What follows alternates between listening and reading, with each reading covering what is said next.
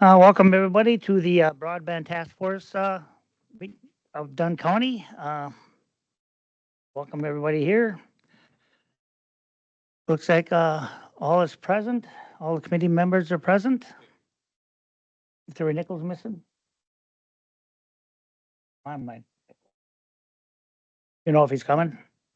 Terry Nichols is missing? Okay. All right. I'll now call a meeting to order.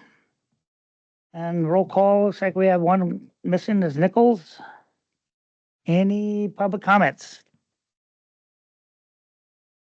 None received. Okay, we'll move on to item 4, approval of the meeting minutes from last meeting. Everybody had them in their packet? Any questions on it?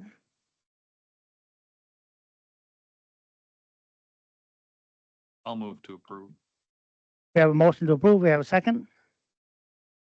Thanks, Larry. Any further discussion? Seeing none. Motion to approve is done. Motion carries. Everybody all good with that? Motion carries. Item 5, Speed Volume 2 updates. Sure, I'm sure everybody got a chance to read the PDF that I sent you like an hour before the meeting. BEAD Volume 2 update, and I know that, I guess just for the record, Deanna from Mosaic is here and Mark Leonard from the Public Service Commission is online. So, Mark, feel free to step in at any time as I give a BEAD Volume 2 update. We are still in a holding pattern, is my understanding, waiting for approval of the project. They are finalized? Are they? All right, well, they're final. The final locations, the locations finalized, but the project units are not finalized yet. We're still working on finalizing the actual project units, but the locations are finalized. Okay. So it's still a little bit to work there, although we feel pretty confident that the information that's out there is not going to change all that much. We're really just waiting on approval. To note for the committee here, we had originally talked about having a special meeting of our county board in December in order to do the actual endorsement. We have canceled that meeting because the timeline for submission of applications has moved. That will allow us to be able to take care of this in the previously or regularly scheduled January county board meeting, which will save us from paying per diems and mileage for all of our county board meetings to come in to approve those endorsements in January as well as, or in December. So we move forward with that. So the 2 county board members that we have here, you have seen that change had happened, but for everybody else, we'll be in a holding pattern until January for the full board approval of those endorsements. Assuming we pass them in this meeting here. So. The other piece that I put in the report that I just wanted to bring up, and this is through some of the discussions I had with providers, there are, as you look at the preliminary units, and we've talked about this in the past, there are a whole bunch of little dots all around the county, which they believe, and I'm not speaking for all of them, just the ones that I spoke to, but they believe, and I agree that a lot of that is just, call it bad data, bad timing of information. There's, we've talked about it in the past, that it's an outbuilding that is listed as not covered, even though the main house is covered. Well, that outbuilding would be covered if somebody asked. It's just the data isn't completely 100% there right now. And the complexity of the broadband map is something only the federal government can pull off, and that's where the data comes from. So, so I just want to kind of put that out, that as we talk about this, there are some areas on that map that show as uncovered, and if you go through certain things, you'll see like maybe there are little stragglers there. for the most part, we don't believe that that is true. That some of those areas are actually covered, and I think as Mark is here, and that is something that there's a level of concern on my part about the PSC allocating BEAD funds to cover those areas that are really kind of false negatives. So we'll continue to work on that, and I know the providers are, at least the ones that I spoke to are in communication with the Public Service Commission to say, no, actually that is a spot that we will cover. But the rules of the BEAD program are the rules of the BEAD program. So the Public Service Commission's hands are tied in some cases as well. But to my understanding, they will have discretion as we get further through this process to say it's not worth putting $1 million of BEAD to cover this one house that is probably not actually a real thing. So, did I put words in a mouth there, Mark? No, that's accurate. Just one comment to that is, if you do have a location that you know for sure is covered, but under the BEAD rules, we have it as eligible for BEAD. Let us know. And again, because even though it's eligible in our maps, we can adjust the dollar amount in the project unit. So again, even though it's eligible for BEAD but it's covered with your data, we can look at it and like, well, we won't put dollars towards that. If that makes sense. When you say that, are you speaking to us as a county government to be able to do that, or is that something only we can do, or providers or us? Preferably the county. Yep. Or if the providers have evidence as well, we'll take that into account. We'll take a look at it and go from there. Right. So whatever information providers or you guys can give us. Right. But probably both is even better. Yep. I always say that to anything, more the better, and then send that to the PSC BEAD grants inbox. Okay. So anyway, that was just kind of one piece of that in the discussions that I had with providers of, we don't want to waste our time with some of those areas that are or the federal money or the federal money that's been given to the state to support some of those, which would actually have some negative consequences. It could have negative consequences to the providers that are currently there. So that's what I have for BEAD updates. Any other questions for Dan? Seeing none, we'll move on to item 6. I just have one more update. Oh, I did right. post some additional information on the BEAD grants webpage today. There's now the final list of eligible locations on there. There's the CVS files or the ID CVS files for that on there that you can download, and then the final list of maps. The BEAD eligibility map is on there as well. Thank you. Okay, then we'll move on to item 6, consideration of actions to be taken by the Broadband Taskforce. Item A, request contingency funds for support for broadband project by Bloomer Broadband. Dan, you want?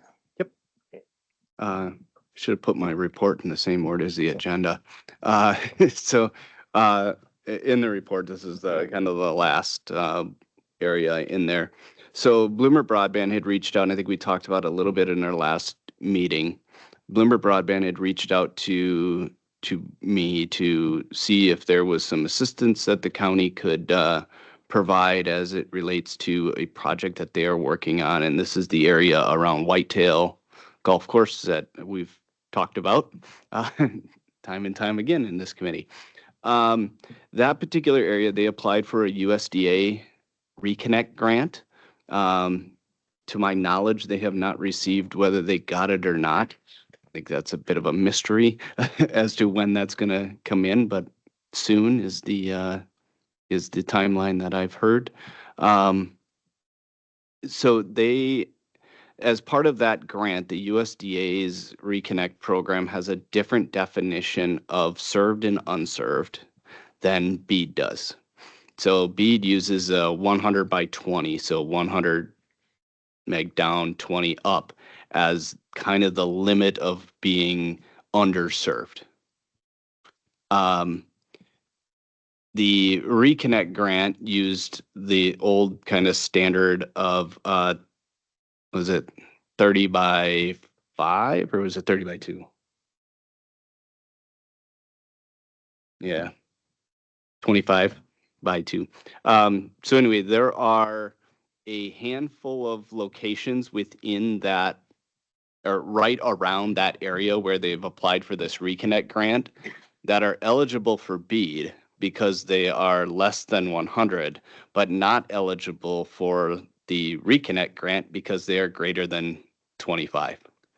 So as you look at like this circle of area covered, it's a few houses kind of around the edge that are essentially not eligible for the grant funding from the USDA. Bloomer Broadband would like to provide to those kind of fringe houses that are not eligible for the grant, but they can't use grant funds to do that. It would have to come all out of pocket for them.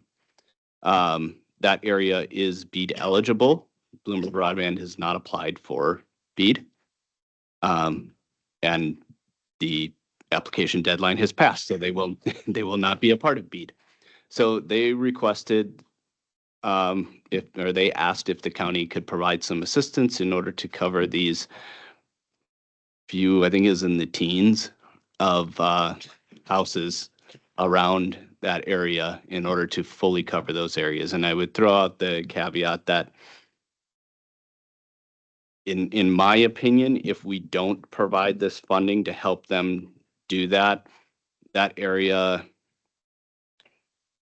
though the BEAD process will come by, there's not going to be another provider that is necessarily going to go into that area to pick off a few houses in an area that is completely surrounded by Bloomer Broadband's current service.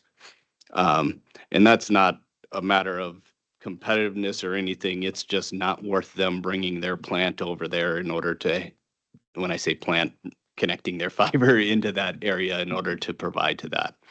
So anyway, that is the request for contingency funds. And I had put in there that I kind of grabbed that same number that we had used for the 24/7 project that had gone in there, is to kind of put out a recommendation of providing $20,000 through that same process that we had done with 24/7 telecoms project in our last meeting, where we request contingency funds from the Committee on Administration to support them in that project. Mr. Chairman. Yes, go ahead. Thanks. Dan.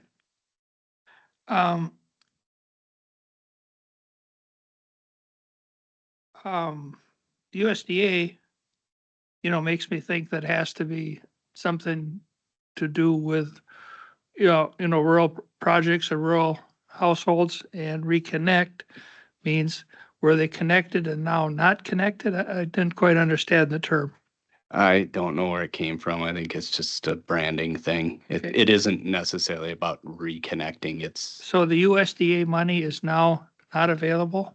they are still pending that. So the expectation from everyone I talked to was that the likelihood of them receiving this grant is high.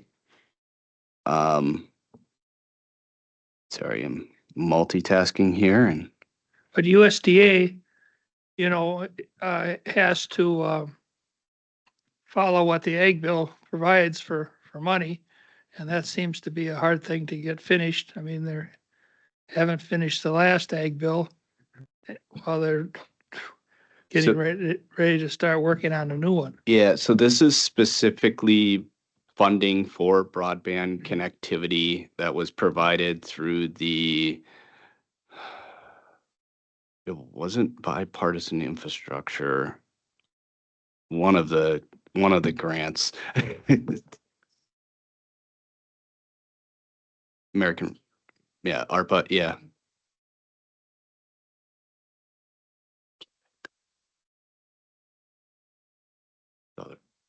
Oh, is it not on? Okay. It gave the USDA an earmarked funding for the infrastructure for broadband after COVID. They But- recognized. So what's happening with Reconnect at the USDA level is strictly for broadband unserved areas or underserved areas based on their criteria. So, yeah, it's very much just like a lot of the other broadband, and I think it was actually at the same time some of the funding that the state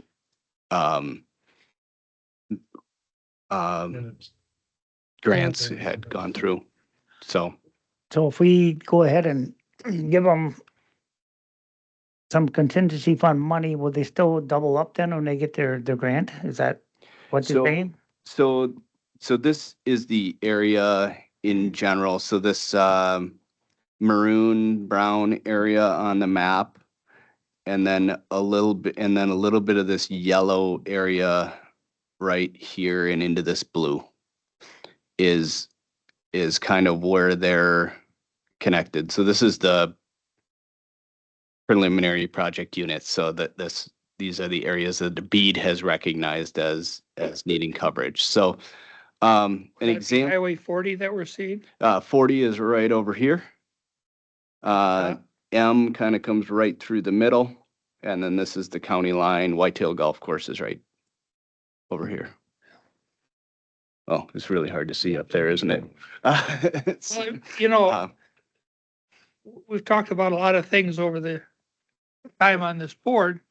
And, you know, a big one has been, having service for kids that are in school, and this all hits Colfax School District. So, you know, I guess we don't need to know the number, but I mean, it's pretty obvious that we're looking at, you know, rural. You know, we're not picking up North Menominee here. We're leveling the playing field a little bit for rural kids to have access to programming that's every place else.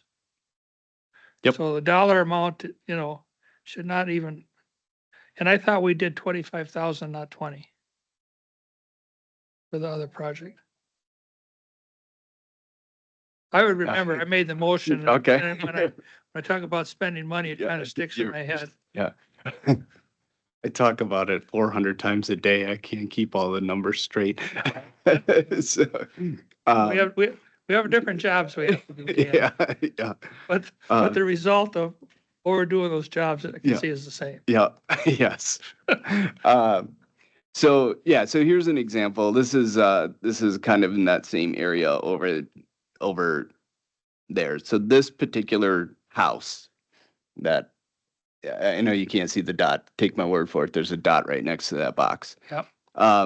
So this thing says that these people are receiving 100 from CenturyLink are receiving 10 meg by 1 meg service. So they are considered unserved. So Thi- that's the same as this slow house, response? what? Is that this unserved, is that the same as slow No, or not? What does it mean? No, it's just a guideline criteria for the USDA. So for BEAD, it has different criteria. why don't you hand her Bob's, and then we'll, because that takes a little while.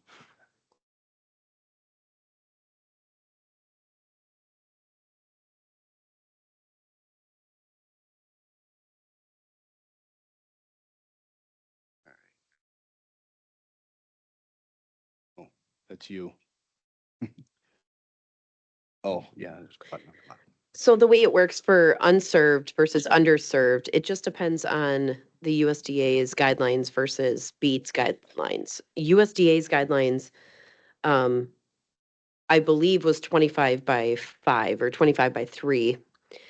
So what that means is unserved is under a threshold that they deemed as adequate.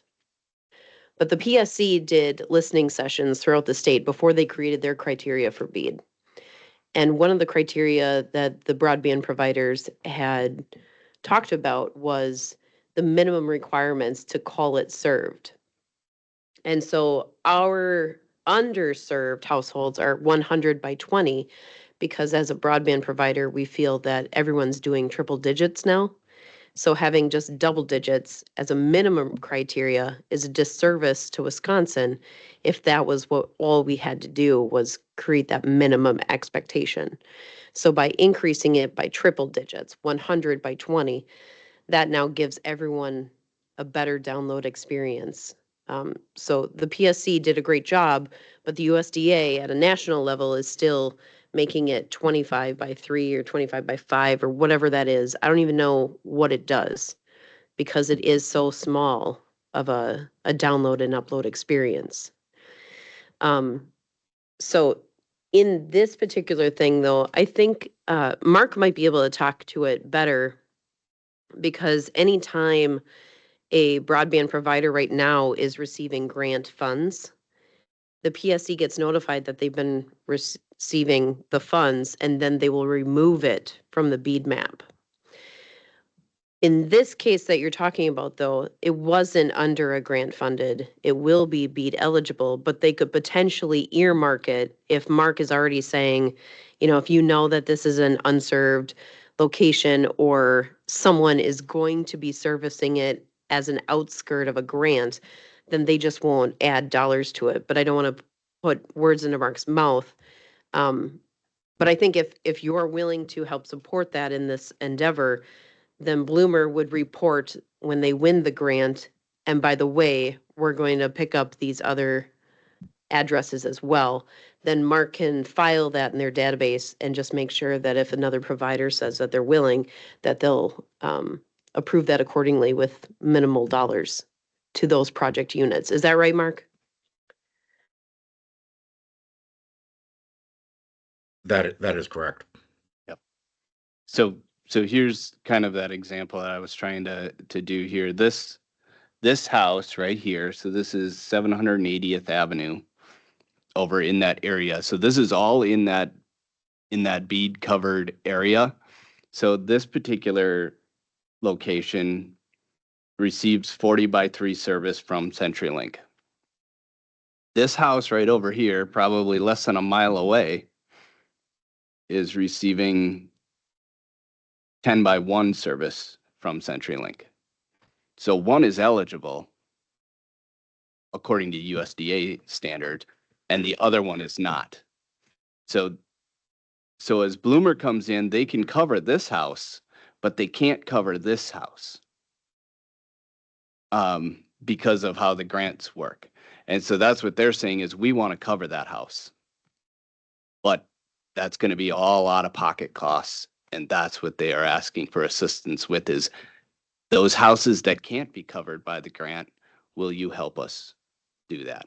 And some of these are, as it was explained to me, some of these are really tough ones. Like there's a rocky area apparently, and rock is not easy to bore through. Not as easy as like sand. So anyway, it's a difficult area, and so he was just asking for if the county would provide some assistance in that. You might have mentioned this. How many houses do you think are out there?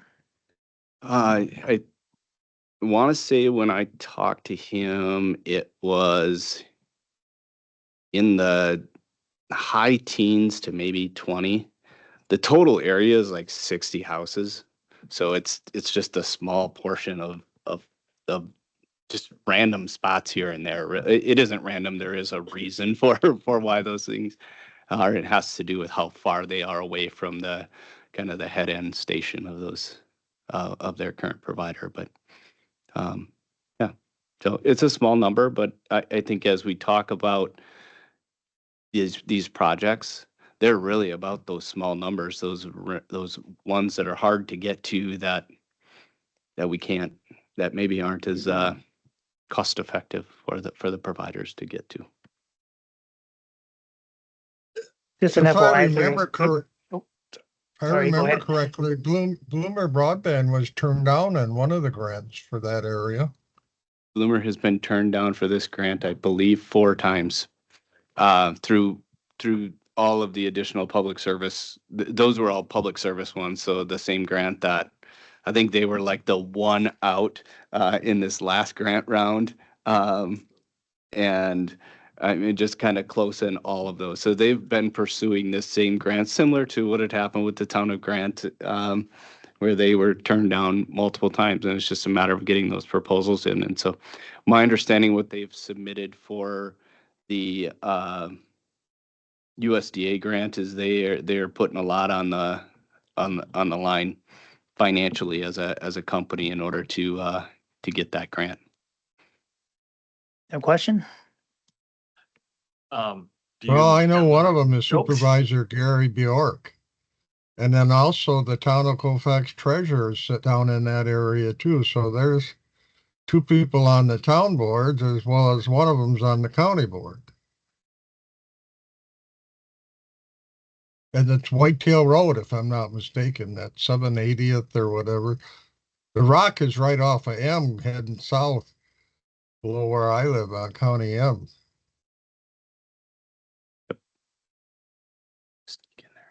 Do you know how? Otherwise, it's sand, like you said. Terry, we had Dave's gonna talk. Do you know how much of the incremental cost this $20,000 would cover for those 17 or 20 houses? I don't want to, don't quote me on the number, but it's probably like in the 10% of the total cost. It's hard because they're obviously going to be doing some work in the area, so there is some efficiencies gained in them adding to that. But as you use their kind of round number cost of what it is per location, and like I said, he expected these to be on the high side of that. And I spoke, there is a little bit over closer to the village of Colfax over here, this area over here, where I think there's like 4 houses right over here on the other side of the railroad. And I know, Dave, you're familiar with doing some broadband projects. You don't want to cross a railroad if you don't have to. So, Would this be contingent on them getting the grant then? yes. Well, I didn't put that in there, but I would say that a motion to do so should be contingent on them getting the grant.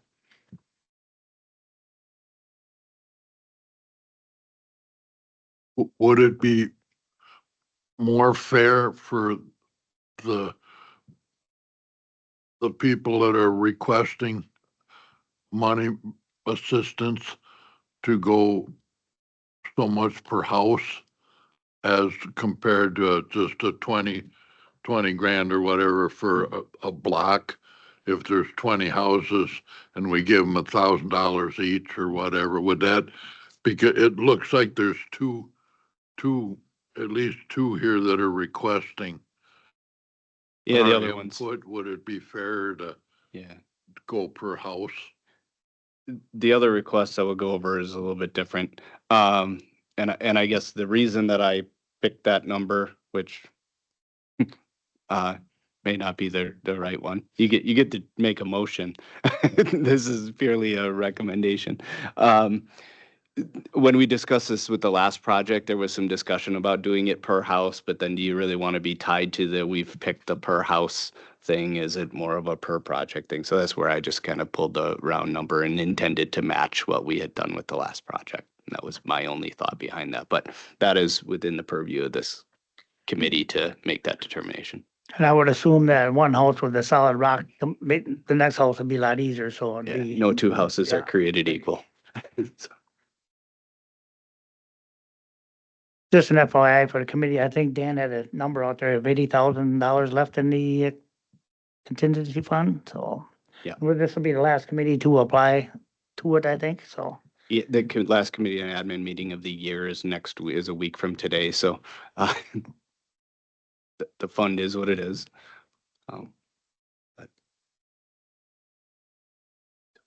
Any further questions? Larry? How many houses were we talking about last time going up towards Boyceville? I want to say it was like 40 or 50. So this is a larger project. It is, but it's not all of the, there's a grant fund that's covering a portion of it. So we're only covering kind of the fringe.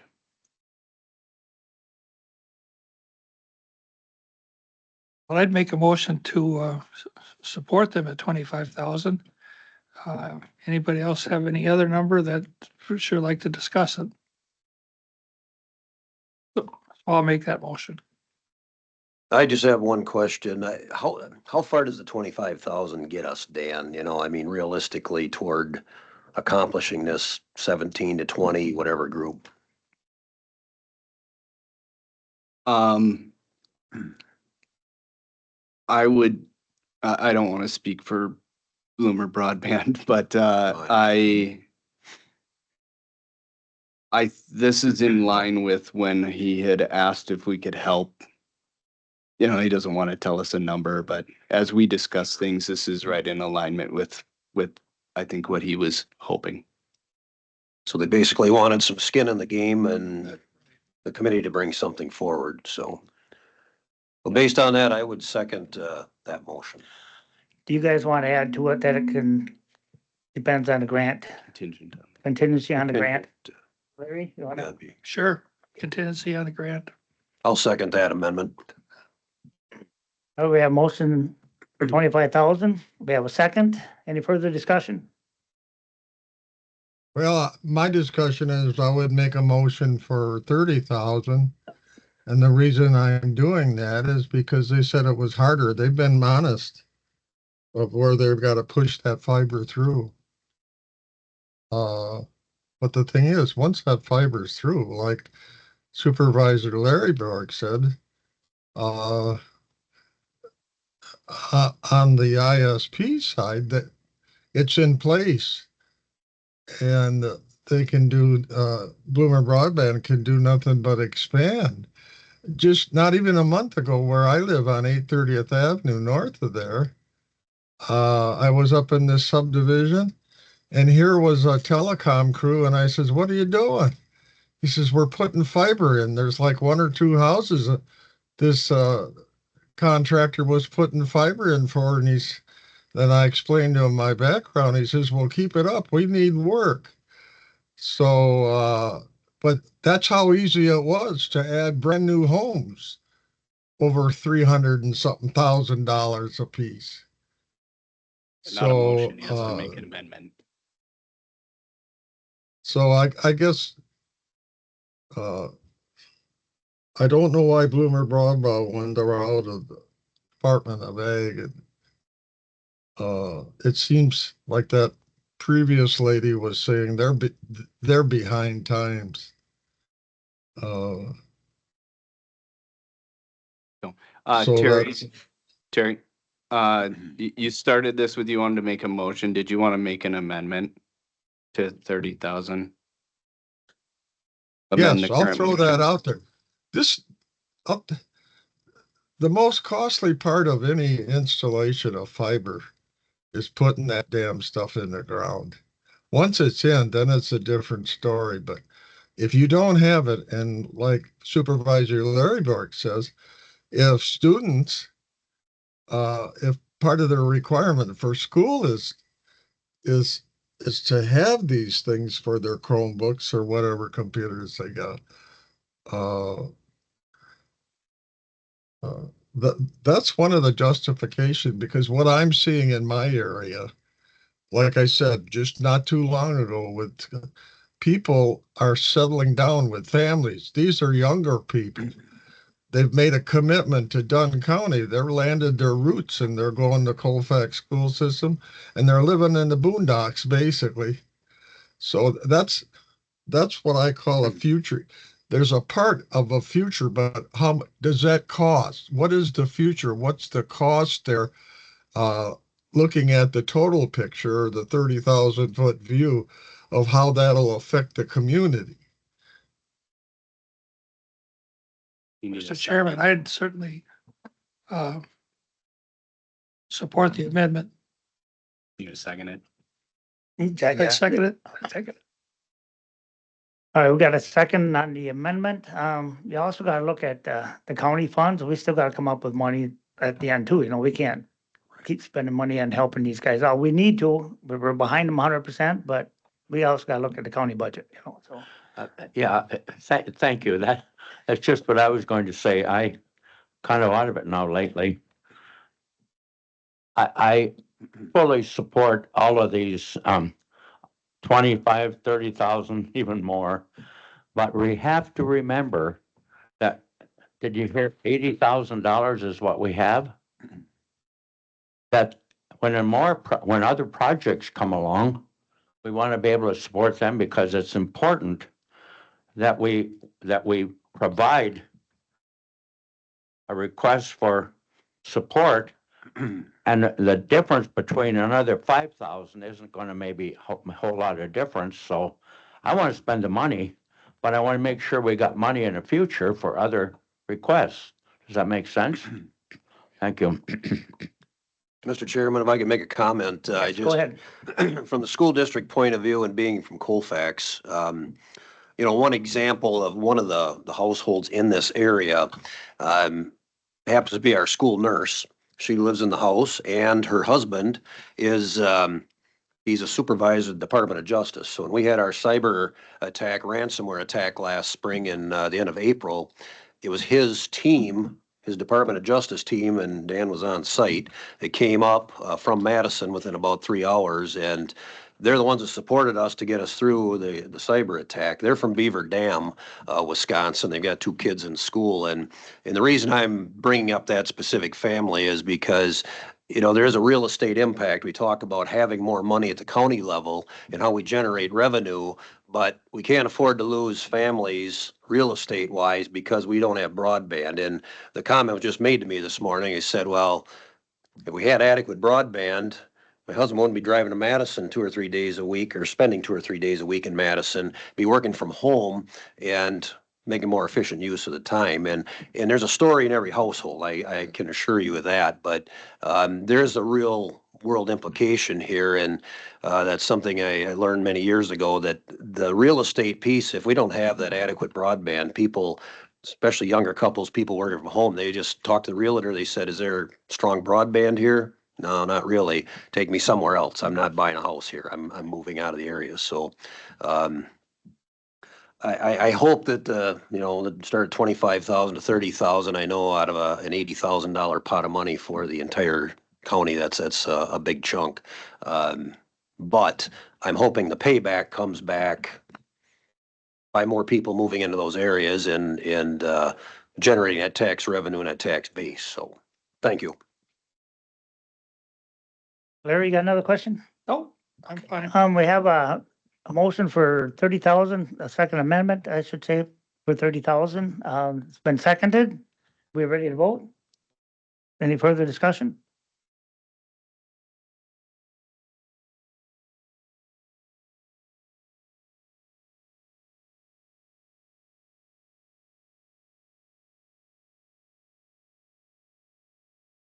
Internet service, yeah. All right, all in favor of 30,000? Aye, Aye. that looks unanimous. Motion carries for 30,000. The amendment carries. Now Amendment we carries, gotta yeah. carry the motion. So, so you gotta vote again.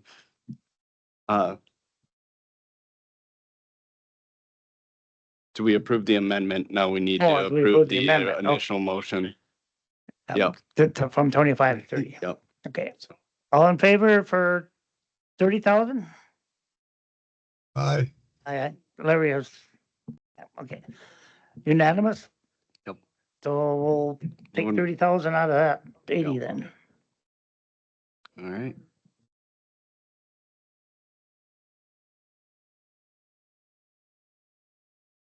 Okay, we'll move on to 6B, request contingency funds to support broadband project of town of Grant. All right, so there's a story in there. Ultimately, the grant application for the town of Grant, I still love it, read the grant for Grant. But included a pledge from a healthcare provider for $10,000. As it's moved along and the project is all but complete, it reaching back out to that healthcare provider who's somewhat under different management and other items, just things that have changed within there. They are no longer in support of providing that funding, and don't feel like they were in a point where they were obligated to do so. So as it relates to that, the grant application was made under the idea that these additional funds were coming from the public sector in order to support that project. And the chairman of the town of Grant reached out to me to say he was hoping that the county could provide some additional funding in order to help make up the difference there, as he's working through other channels to be able to do that, including continuing to work with the healthcare provider in order to get that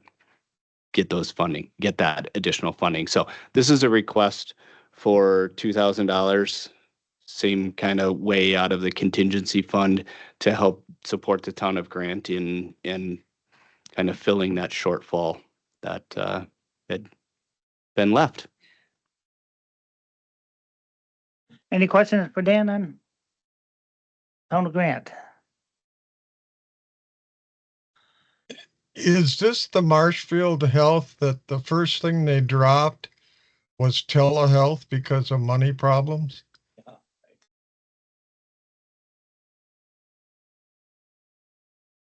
I followed that. Yeah. I was keeping So- the name out of it, but yeah. Well, why don't we, are you doing it for legal reasons? No. Because it's all over the public. It's in the websites and you name it. But is there a way we could maybe help with funds with the condition that they make an attempt to support it as well? We can certainly make that. And like I say, I know that the town chair, and that's who really requested these funds from us. This would be money that we provide to probably the town of Grant. I don't know. It'll either go directly from the town from us to the town of Grant, or from us to Mosaic, one of the two. But it's just in support of that backhaul. They are the ones doing a lot of the legwork in order to fix this. And like I said, they are working with the provider, but they're also kind of in a spot. Well, I definitely support Mosaic.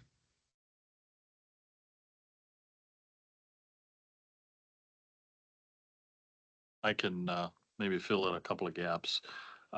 Jim's the treasurer, by the way. Treasure? Oh, yeah. I'm just making up titles for people. But he's been reaching out. There's been a fair amount of communication between the healthcare provider and the town of Grant trying to get this resolved. Like the Colfax project, the Mosaic project is, I think, on the third round of applications was finally when we were awarded the grant. The first round is when they made the initial commitment, and it apparently was there in the second round because there was an email to the PSC to confirm who had been awarded grants in that second round, the round that we were like one or two out of being awarded. And then we won, we were awarded in the third round, but at that point they had already declined to honor that commitment. So the grant was written in anticipation of that commitment being there. So that's the reason for the shortfall. Dave, do you know the minimum required acreage to build a home in the town of Grant?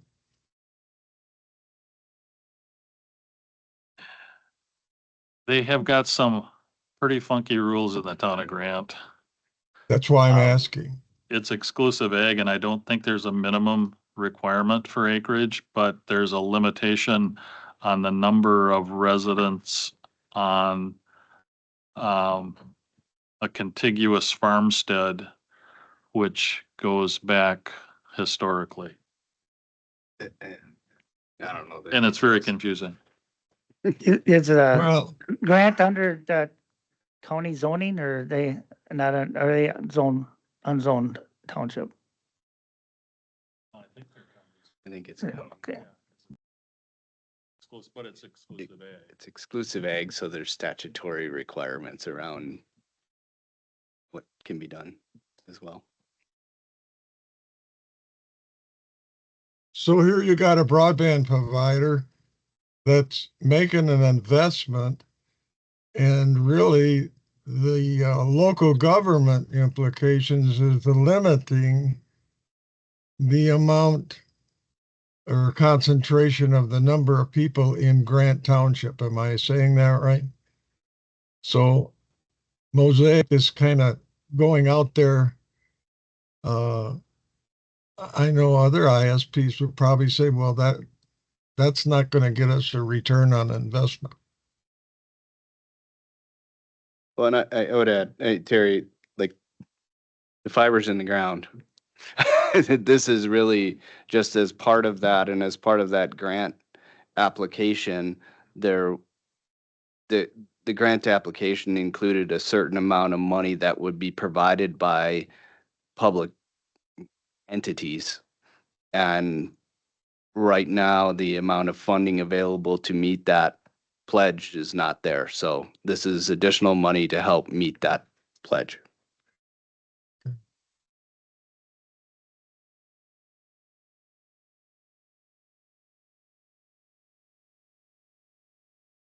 Any further discussion? Do we have a dollar amount, a motion for a dollar amount on this, or? I'll make a motion for 4,000. We have a motion on the floor for $4,000 from Nichols, committee member Nichols. Anybody want a second? Make another motion, doesn't, I would second the motion for 4,000. okay, we have a motion on the floor and a second. Any further discussion on the amount? Seeing none, all in favor? Aye. Opposed? Motion carries, 4,000.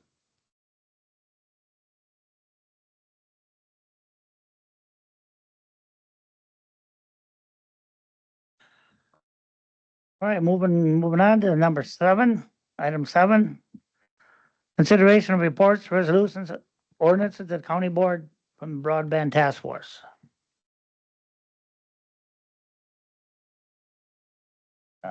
Resolution to endorse Mosaic.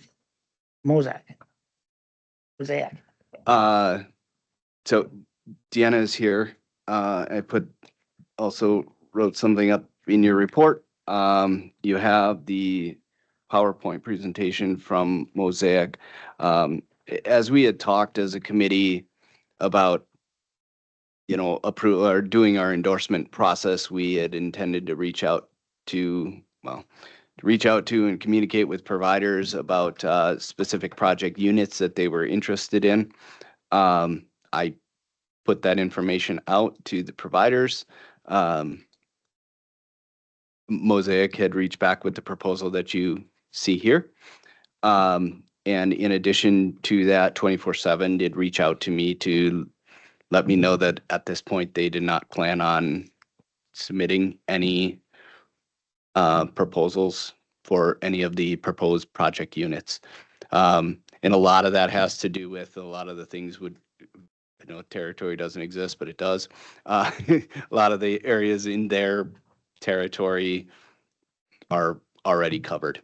So they didn't really have a need there. I think there is a level of potential interest in that area around Colfax if that USDA grant wasn't awarded. But they just wanted to their plan was to watch the process and to see how it goes. Did not hear back from any of the other providers in the county, though I know some of the other smaller ones did not apply for BEAD.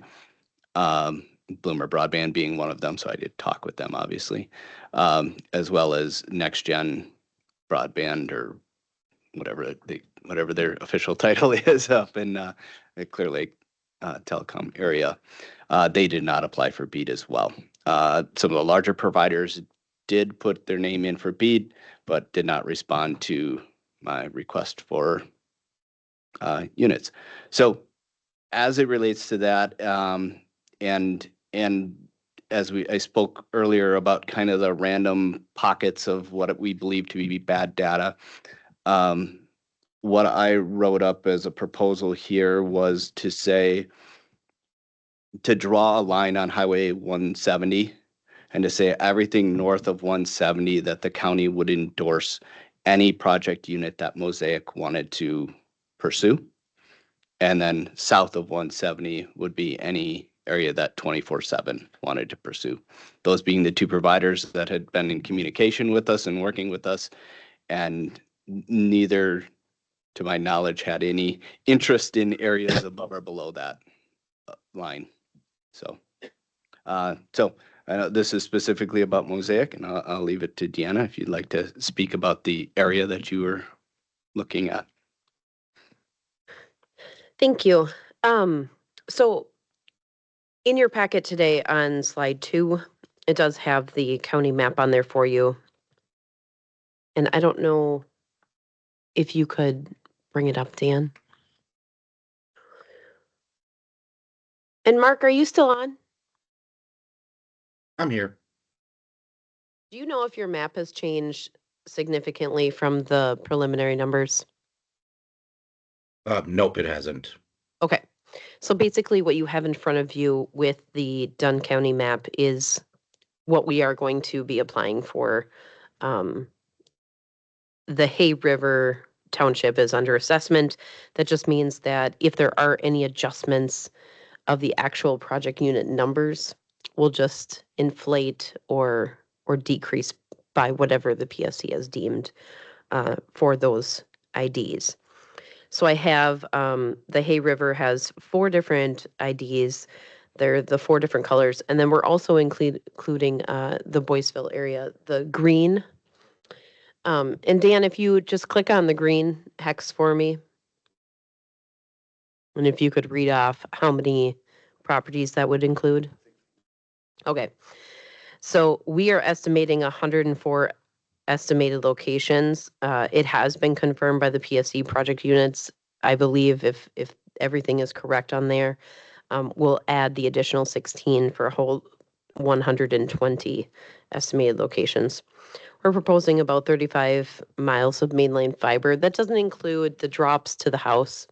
Mosaic will always, as of right now, will always go from the main line to the home or business at a self-funded cost to Mosaic, not to the county, not to the consumer, okay?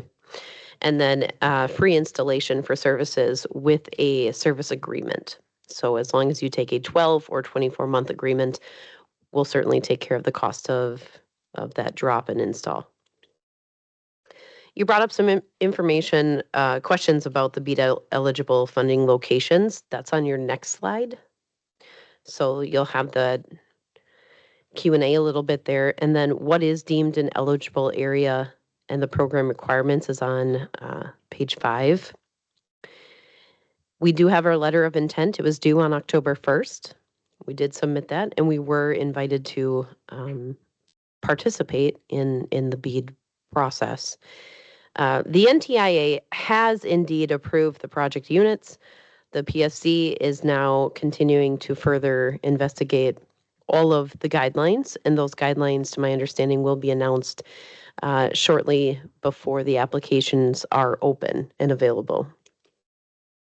So as part of the 100 points to participate and be awarded, the broadband providers, such as Mosaic Technologies, is seeking your endorsement through community engagement. That letter of endorsement and support will be huge in that 12-point scale of that 100. And I think it really will come down to those 12 points across the state to make sure that the higher the points you receive, the more likely your application will be approved.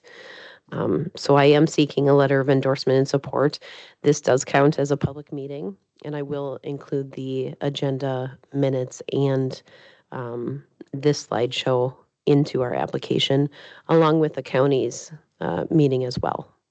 And then we will communicate with Hay River Township and get on their agenda just to get them a heads up that we are anticipating to doing that application on their behalf to get them broadband. Any questions? So Dan, you're looking at supporting Mosaic. Yeah. And 24/7, and I'm looking ahead to be there, but that's a little different. Is that, Yeah, we can only do one, or we it's, can only do two? we'll do them as separate action items.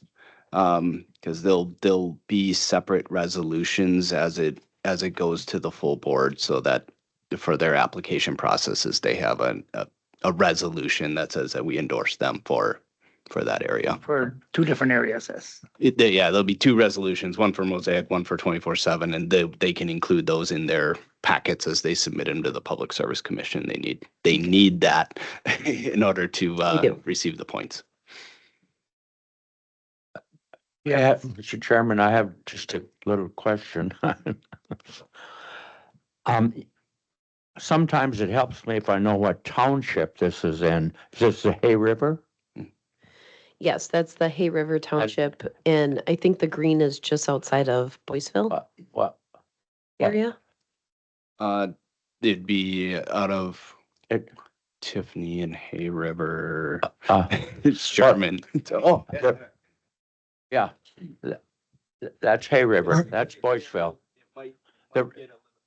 Are we in one school district or more than one school district? Yep. The reason I ask this is, obviously townships are also involved in their support level. And so, and then I'm looking at, this is very helpful. Thank you. Very good. Part of the 100 points to participate and be awarded, receive points for their community engagement, county board letter of endorsement and support, public meetings. How about township? Is that not part of this? The Public Service Commission guidelines are strictly weighting the county board meetings as the endorsement. Wow. However, Mosaic anticipates that if you approve this, and we have in confidence that we will be able to submit that with our application, then I will definitely go to the Hay River Township and let them know that we are applying on their behalf. I guess the only reason I asked this is because when we were talking about this previous one of Town of Grant, when somebody backed out, well, obviously, Marshfield, we're sort of helping the township out in this case, right? Yeah, it's different. The whole Am I grant process interpreting was that different. wrong? So every grant has different guidelines. In the awarded ZPF grant by the PSC, we had to highlight our public-private partnerships. Yes. And we had to highlight the financial contributions and who was contributing to that grant. There are no financial contributions with this one. This is an opportunity for the county to highlight and voice their opinion on which provider they would like to work with. Yep. And in addition to that, as it relates to the town, there's points for county endorsement, and then there's point for local community engagement, which meeting with the town, meeting with the school district, meeting with libraries and things like that are different ways for Mosaic, and I'm sure they will pursue those to get those additional points. Thank you. Yep. I think there was a question, Committee Member Nichols, did you have a question on the school districts? But he had a question on how many school districts this is involving in. So how many school districts does it involve? I was gonna say, I don't think it gets into Prairie Farm, and I don't think it gets into Barron. So I would say it's probably all Boyceville.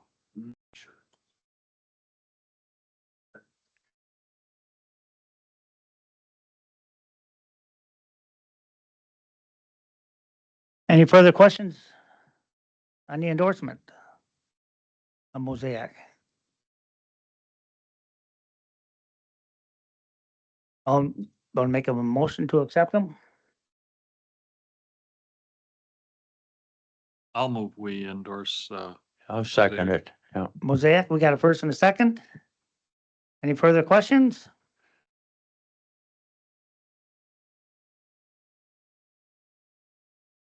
Turn to your thing. Larry, yeah, there you go.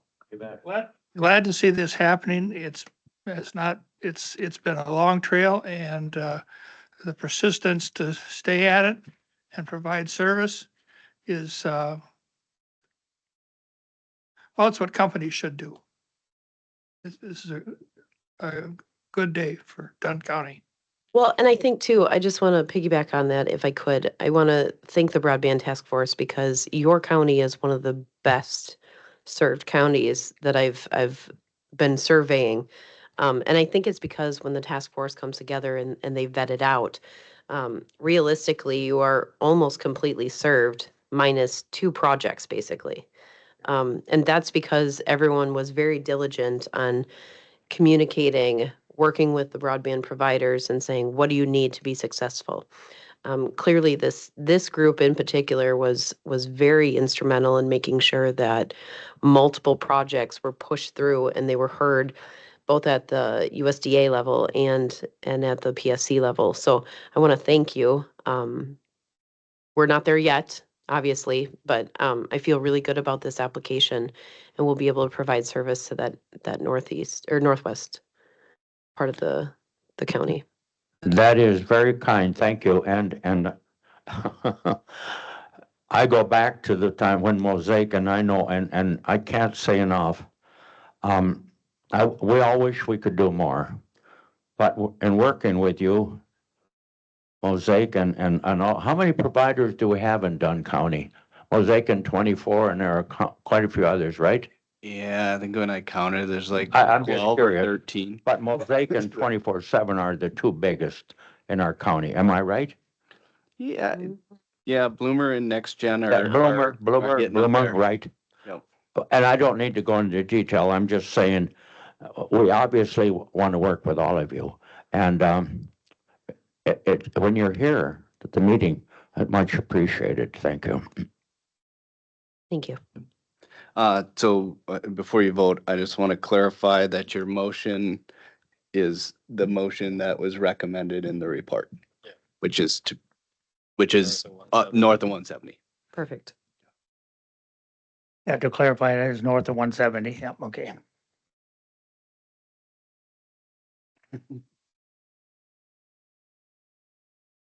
I'd like to say as well as kudos to all the providers for being as active as they are. So that's really well. Okay, we have a motion and a second. All in favor? Aye. Opposed? Aye. Motion unanimously carries. And then Dan, the next part is you're taking this to the county board so they make the official endorsement, correct? Correct, in All January. right, all right. Yep. Want to make sure. All right, Yep. thanks. Yep.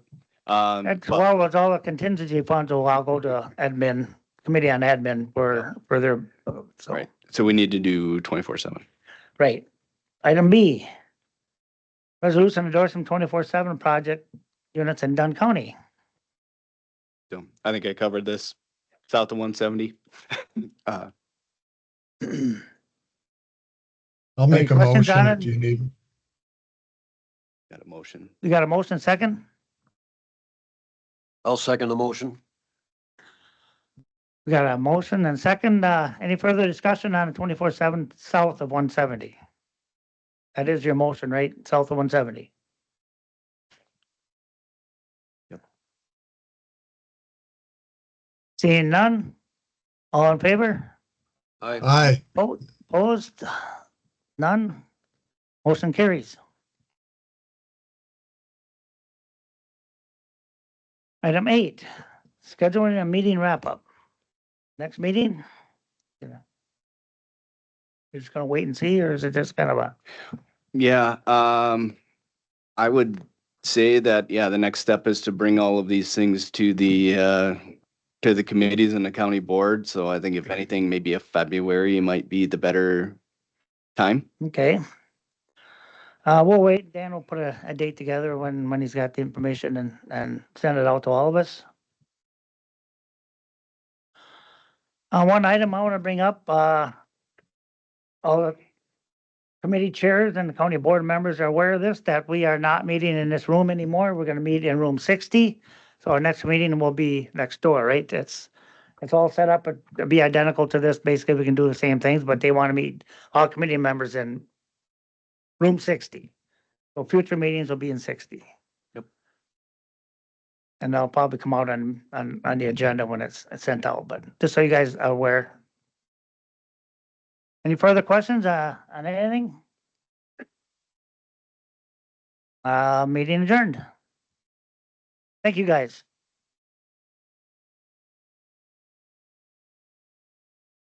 Thank you.